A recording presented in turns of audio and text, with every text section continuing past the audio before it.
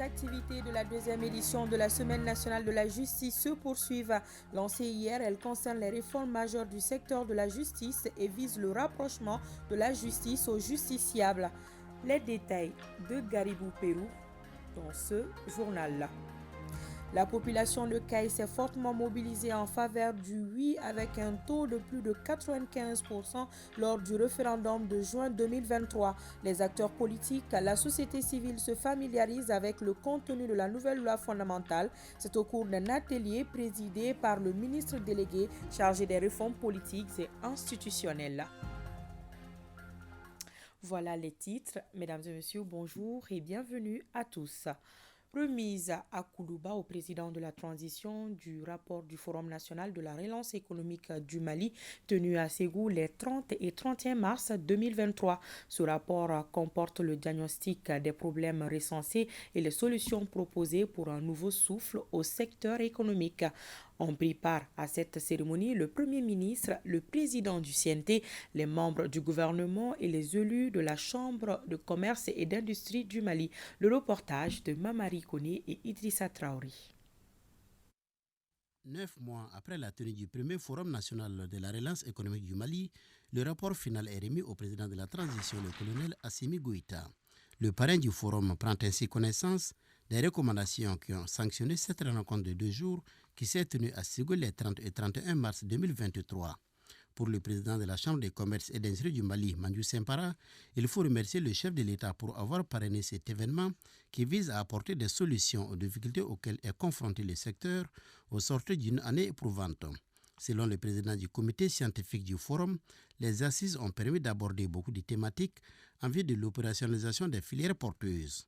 Nous avons visité les solutions, trouvé les opérationnalités en termes d'ingénierie, en termes d'accompagnement. Évidemment, l'agriculture avec grand A, c'est-à-dire comprenant l'élevage, a été le premier domaine que nous avons identifié. La stratégie vise à ce que des entreprises s'installent dans ce domaine, que nous sortons de l'agriculture vivrière, que nous allions vers l'agriculture industrielle, qui est à la fois porteuse d'emplois, de richesses et de prospérité en un mot. Le gouvernement de transition accorde beaucoup d'importance à toutes les questions concernant le secteur privé, dira le ministre de l'Industrie et du Commerce, comme en atteste la présence du Premier ministre à l'ouverture du forum.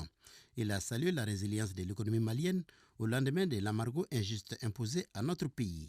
Certains de mes confrères économistes, experts financiers ou banquiers, en sont encore aux analyses pour comprendre les raisons pour lesquelles l'économie malienne ne s'est pas effondrée au premier semestre 2022. Cependant, l'explication est tout simple. Aujourd'hui, le Mali a à sa tête un président de la transition, chef de l'État, le colonel Assimi Goïta, dont le leadership, la vision, les ambitions, la clairvoyance, la cohérence et la consistance ont permis de donner au Mali un nouveau cap. Notre pays traverse ce cap-là et il le sert de boussole. Dans un élan de renouveau, de résilience et d'espérance et surtout de souveraineté. Cette souveraineté retrouvée et assumée est fondée sur la recherche d'un développement endogène.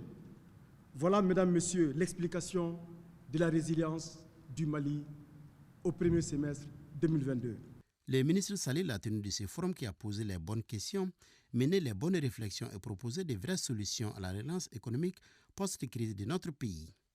Le forum a formulé des recommandations qui touchent le cadre institutionnel, la stratégie industrielle, la stratégie opérationnelle des filières, la stratégie d'exploitation des filières, le dispositif de financement, les infrastructures de support à l'activité économique, le commerce et les collectivités territoriales.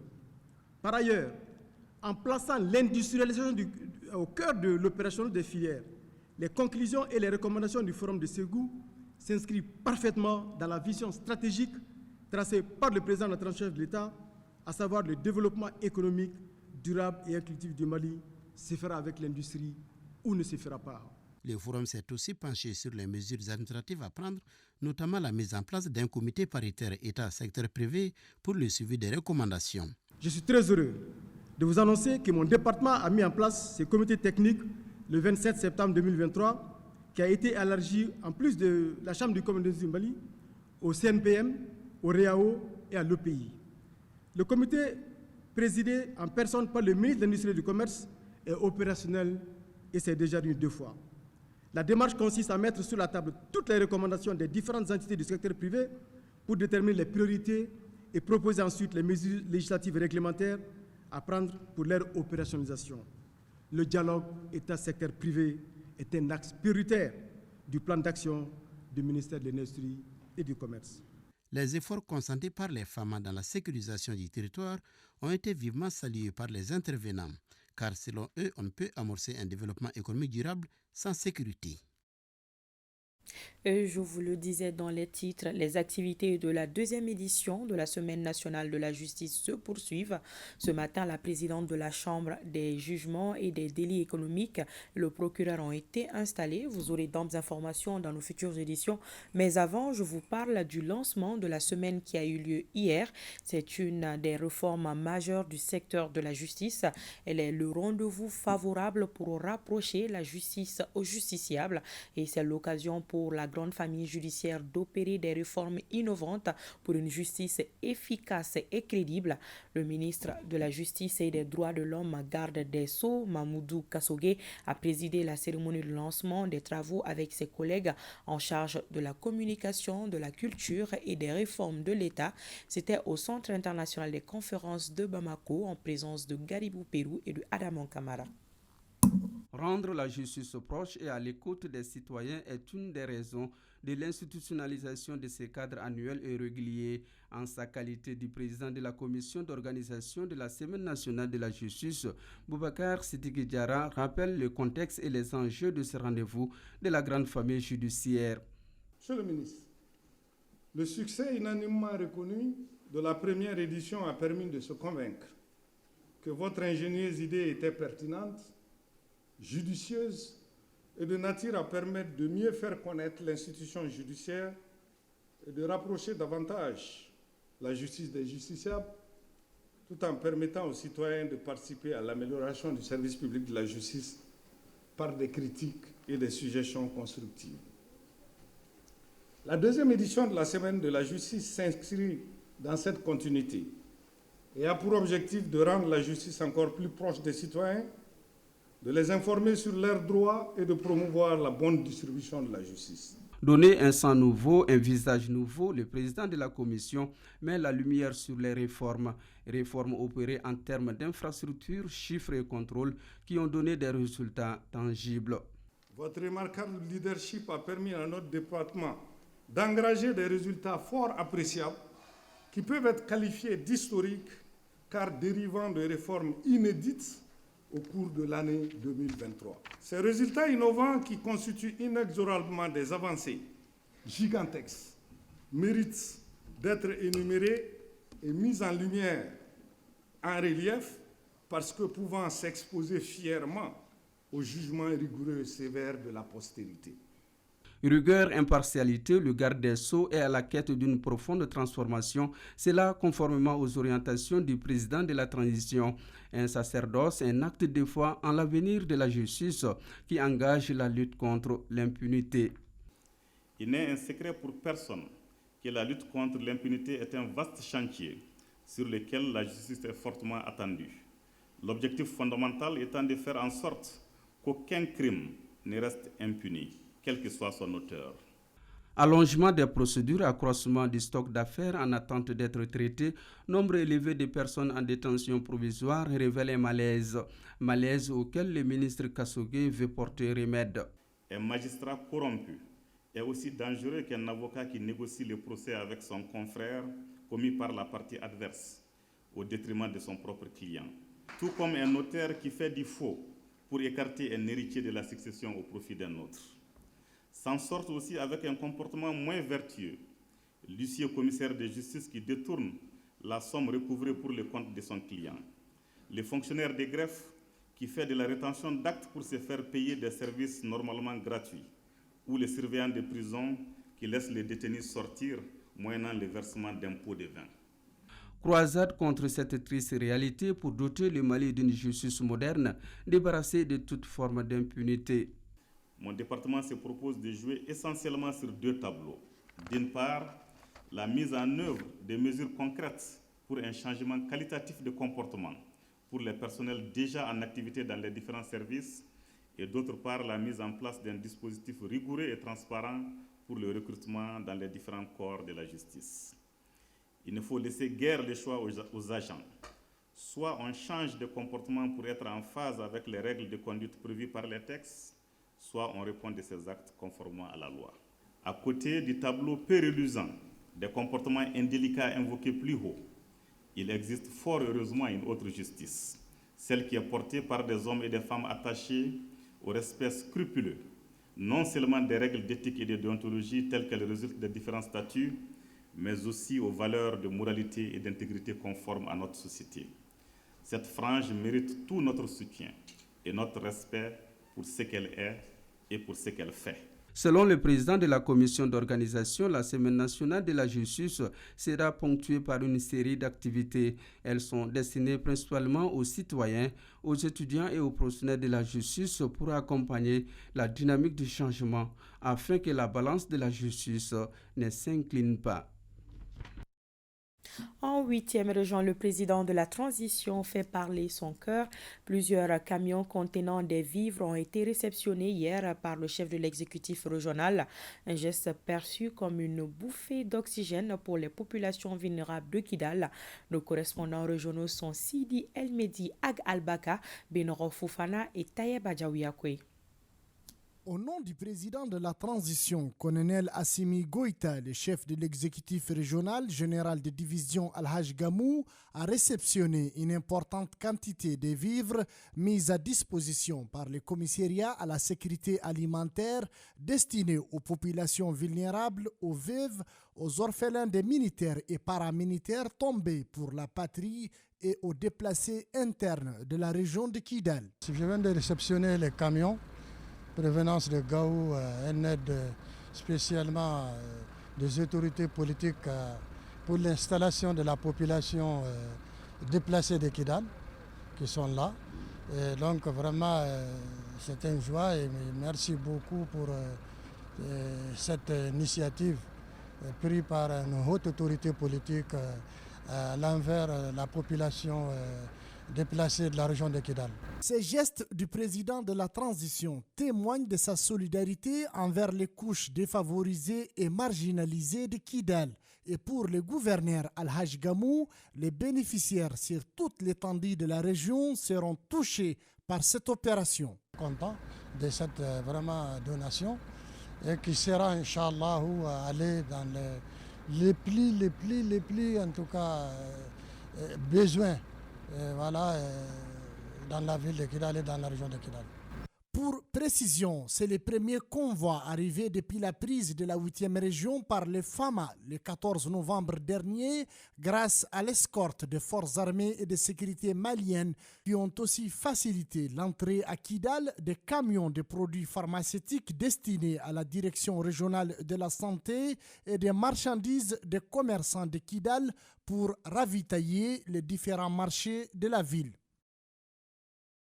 De Kidal, direction Caille pour parler de la tenue de l'atelier sur la 4e République. Le but est de mobiliser et outiller les acteurs sociaux, politiques et institutionnels afin qu'ils puissent jouer pleinement leur partition dans le processus de refondation de notre pays.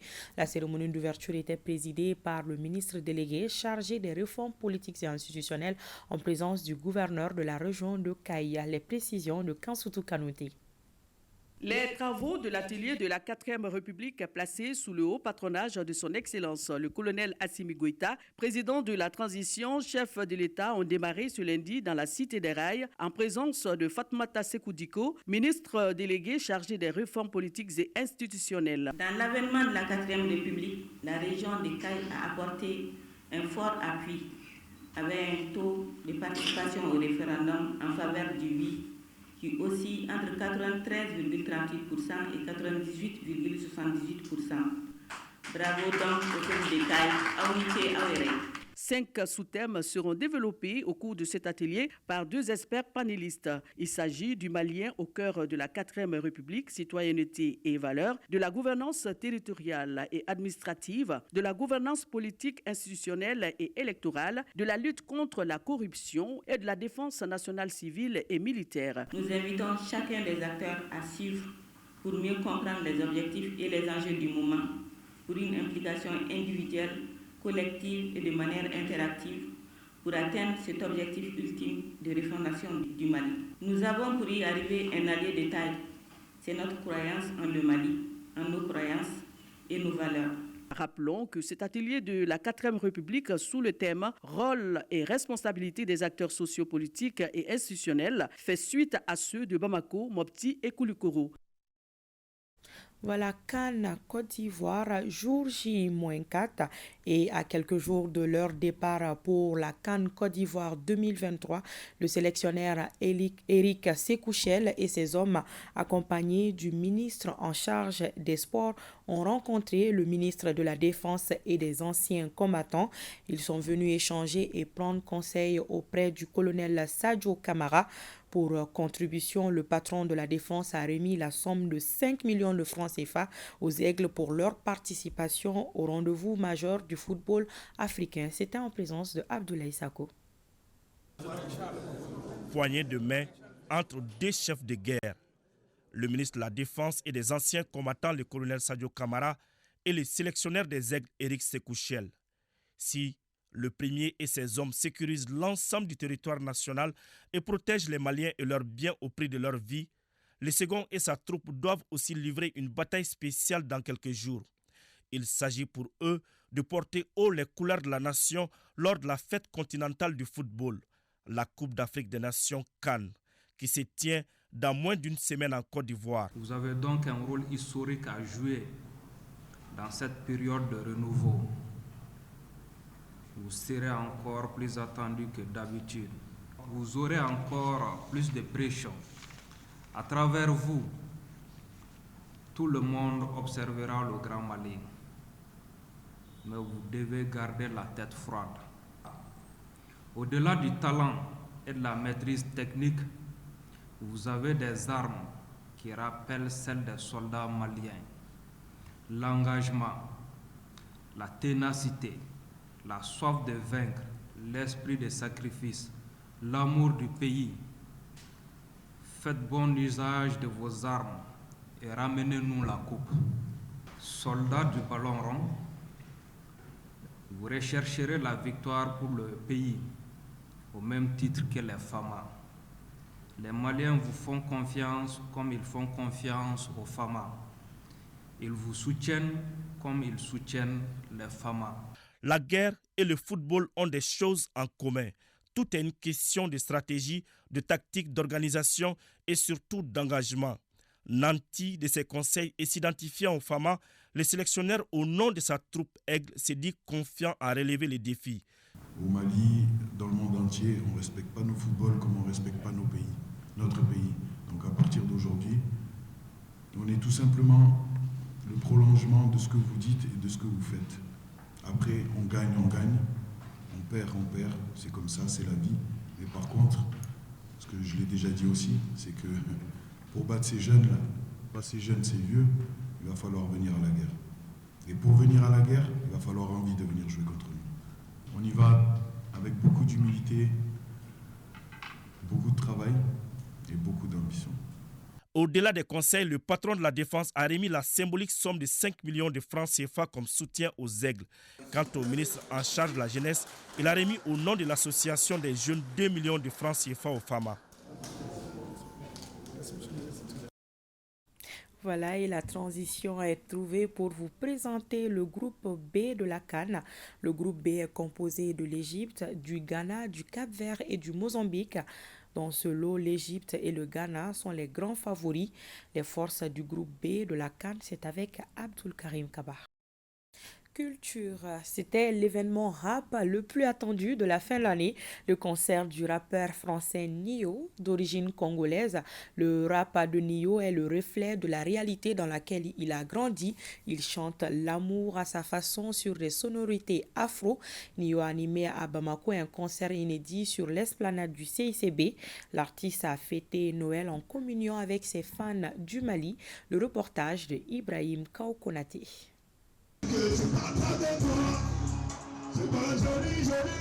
De son vrai nom, William Zobazola, Nino est un rappeur et auteur-compositeur français d'origine africaine. À seulement 27 ans, ce jeune artiste talentueux a presque conquis le monde. Premier spectacle au Mali, ce concert riche en couleurs entre dans le cadre des festivités de fin d'année. Initié par le jeune promoteur culturel malien issu de la diaspora. Grâce à Dieu, alhamdulillah, et mes partenaires et mon staff, on a pu effectuer ces grands projets pour le Mali, comme les cadeaux de fin d'année, comme chaque année accoutumé. Au mot de Paris, je suis là pour ça, pour la jeunesse malienne. Ça fait plaisir, ça fait vraiment plaisir, c'est pas tous les jours qu'on voit Nino. C'est un très bon concert.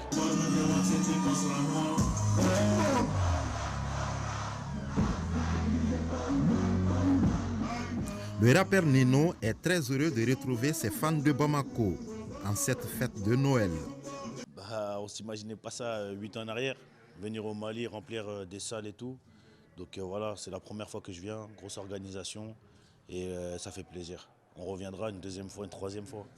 Détenteur du record des singles en France avec 300 singles, Nino a à son actif 160 singles d'or, 90 de platine et 50 de diamant.